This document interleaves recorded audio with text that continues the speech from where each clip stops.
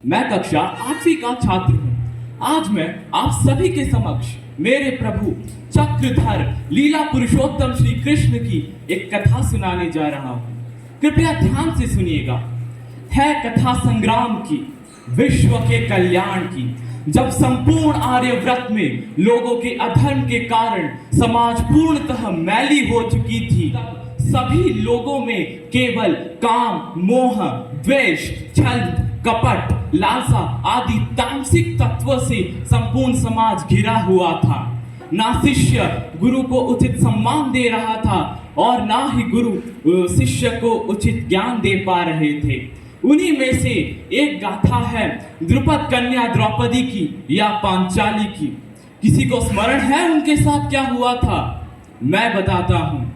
उनका भरी सभा में वस्त्र हरण किया गया था। एक स्त्री का भरी सभा में वस्त्र हरण किया गया था और संपूर्ण सभा मौन रही थी। किसी ने प्रश्न तक भी खड़ा नहीं किया था।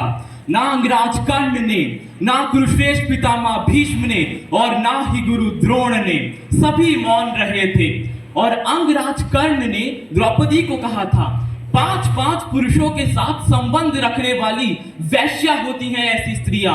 यदि ऐसी स्त्रियां वैश्या होती हैं तो कहां गया था आपका सामर्थ्य?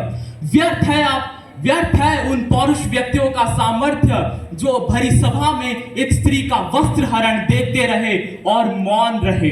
अंत में जब द्रौपदी नम आंखों से गोविंद गोविंद कहकर बुलाती है, तब प्रकट होते हैं द्वारकाधीश, धर्म के महाज्ञानी श्री कृष्ण।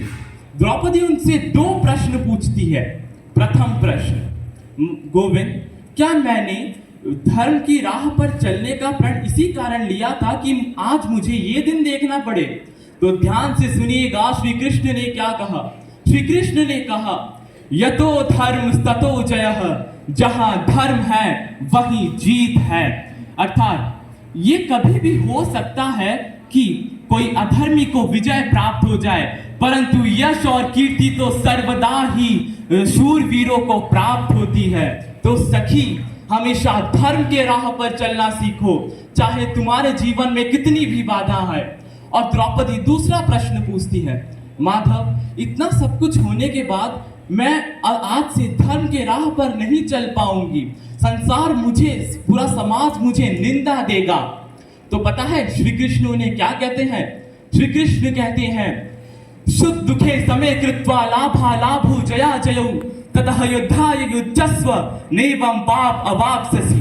अर्थात सुख दुख को समान मानकर, लाभ हानि, जय पराजय को समान मानकर यदि तुम युद्ध करोगे हे मनुष्य, तो तुम पाप के भागी कदापि नहीं बनोगे। और उसके बाद द्रौपदी श्री कृष्ण से पूछती है, गोविंद, आप अंतिम में ही क्यों आए? आप पहले ही क्यों ना आ पाए?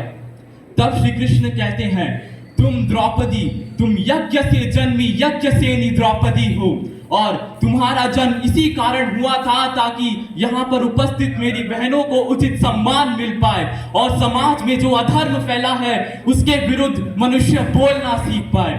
मैं अंत में सिर्फ 2 शब्दों से अपनी कथा को पूर्ण विराम देना चाहूंगा। प्रेम से बोलो राधे राधे। धन्यवाद।